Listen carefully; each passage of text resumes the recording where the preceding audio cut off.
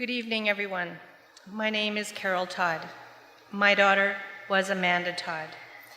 When I was first asked to when I got my email from the Walrus talks asking if I would consider accepting to come up here and do a 7-minute talk on belonging, I hesitated.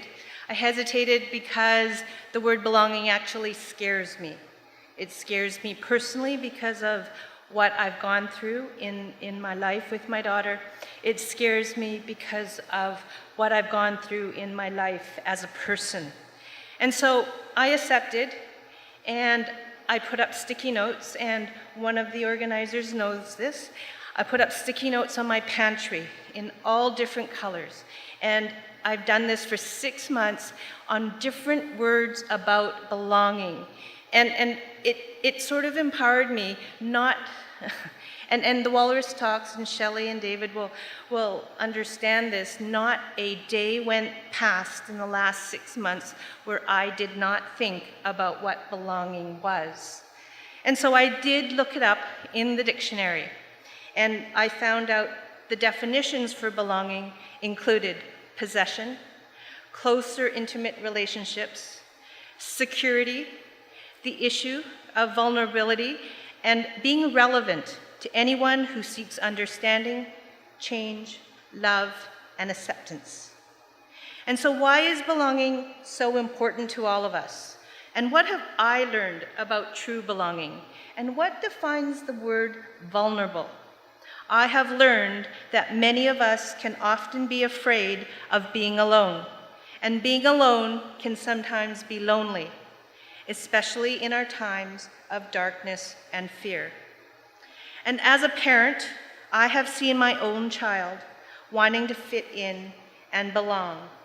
And for those of you who might not know my story, my daughter was 15 when she died by suicide on October the 10th of 2012. And that date just passed recently. 5 years of not having my child with me. She wanted to fit in and she wanted to belong so badly with her peers, with her family, with her loved ones, with her pets. And I can stand here and I can say, I have learned from my daughter in her life and after her death. And we all live with stories, and we learn from the stories. The stories in our lives are so important. I just read an article in the summer that said that if you present a real-life story and you share it, 64% of it will be remembered by your audience. If you don't present a real story and you present facts only, 19% gets stored in your brain to take away. I want you to go home with 64% or more. And so my blend of speaking is speak from the heart, but also speak from the words. As an individual human being, I wanted to belong to someone's family. And from my experience, I will synopsisize what happened to me. I was born, I was put in an orphanage. I was adopted, and I was adopted by, I'll say, George and Nancy. Nancy died when I was 4, and George remarried. And the woman he decided to remarry didn't want a child in her life. She wanted her own child. She didn't want his child. And so George found and tried to find someone to look after me. And I was the quietest, meekest kind of kid. I didn't do anything out of the ordinary. I was just a quiet child. And so he tried to look for someone to look after me. His family, his sisters, his brothers. He got faced with a lot of no's. And then what he did was he went over the barrier. He told his family that if someone didn't take me, he was going to create a murder-suicide and take my life and his. And someone took me. Now, after his sister took me in, and she raised me, and it was wonderful, I maybe saw him I saw him 5 times in 45 years. I had no connection. I felt I didn't belong. And I wish so badly that I had shared this with my daughter, this story of my life, my childhood, because the epiphany was, it gave me strength. It gave me strength to belong to my community, to the people around me, to my peers in school. As an educator, I saw children wanting a sense of belonging in their school community. They wanted their peers to accept them, to be their friends. But what happens when that doesn't happen? Someone gets ignored, taunted, laughed at. Have you ever seen a child in a schoolyard picking on someone? And when asked, that child might say, "I only wanted so-and-so to be my friend." And truly, that is one of the honest answers. No real meanness, just truthfulness, which is a virtue we tell our children that is so important to share. Because I am a teacher, I am an educator, and I have seen that on the school grounds. These kids wanting so badly to belong that they will do anything to belong, whether it's a poke, a hit, a laugh, a giggle. It's there, it's real. Technology has created a new sense of belonging. It seems to be easier to find a connection online, but that online connection, always the one we want. Is it real? Is it truthful? Is it really belonging if we don't know the person at the other end? Remembering the term, a false sense of belonging, does that phrase apply to the technology of the 21st century? And why is belonging important? We want to feel accepted, to have a voice and not be judged. And we all have a place somewhere in this world.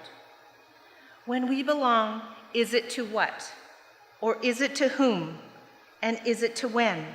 And how? And why is it important that we belong to someone or something?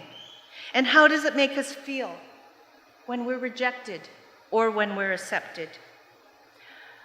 2 years ago, to this date, I was on my social media and I got a message in my inbox, and that message told me that I was an alcoholic whore and I should die. I didn't know who that person was, but I can only believe it was trollish behavior. And that trollish behavior, what I did was I shared it on my own personal social media, just so I could teach other people what happens online. It wasn't to make fun of that other person, it was just to share. And 2 weeks later, I got a message. I got a message from that troll who told me I should die, and he said, "I want to apologize." And I said to him, "Share with me your story." And he did. He was 21. He was bullied. He had a father who had substance abuse issues. He had a mother who had mental health issues. He had siblings who weren't very nice to him. And he didn't belong. He didn't feel like he fit in. And so he shared his story, and he wanted to change. And I gave him suggestions on how to change. And so he went with it. He actually creates paintings on stones for Amanda's legacy. And we continue and we talk, and it's been 2 years. And now he has pursued school. He is a volunteer on a crisis line. He said to me, and he wrote me a letter about 4 months ago, thanking me for listening because he feels that he belongs now. I know I'm going over, but I just want to finish. In conclusion, in terms of belonging, we need to ask the questions and how we see it and how we can feel it. And we need to think of the moments where you witness others being vulnerable, where their guard drops and you take the opportunities to ask the questions and share the stories. Opening oneself to others is almost like watching belonging develop in the moment. There is strength in numbers, and we attain more confidence knowing that others are there for you and that you are not alone. The perception of belonging adds to the confidence needed to succeed, and without a sense of belonging, despair can set in, causing rash and impulsive decisions with devastating consequences, like my daughter's. Everyone has a different level of belonging. We have close family and friends. We have groups. We have organizations we belong to. We have online connections that are positive. We have our pets. And each person has a different level of comfort with the groups they have and belong to. We must remember about citizenship and community, about being non-judgmental, and also what it means to come together and belong. And what can we do to make this happen? We must listen. We must support. We must be there with a wink, a nod, a gentle touch, a hard poke. All easy to do. And just as a gentle snowflake falls from the sky, which it will in London pretty soon, I guarantee it, delicate, beautiful, unique, and fragile. Those are all similar qualities to what each and every one of us sitting in this room is all about. That snowflake joins many others to make the landscape, although cold, beautiful. We must embrace the beauty of others and create that harmonious landscape for all of us in order to belong. Thank you for listening.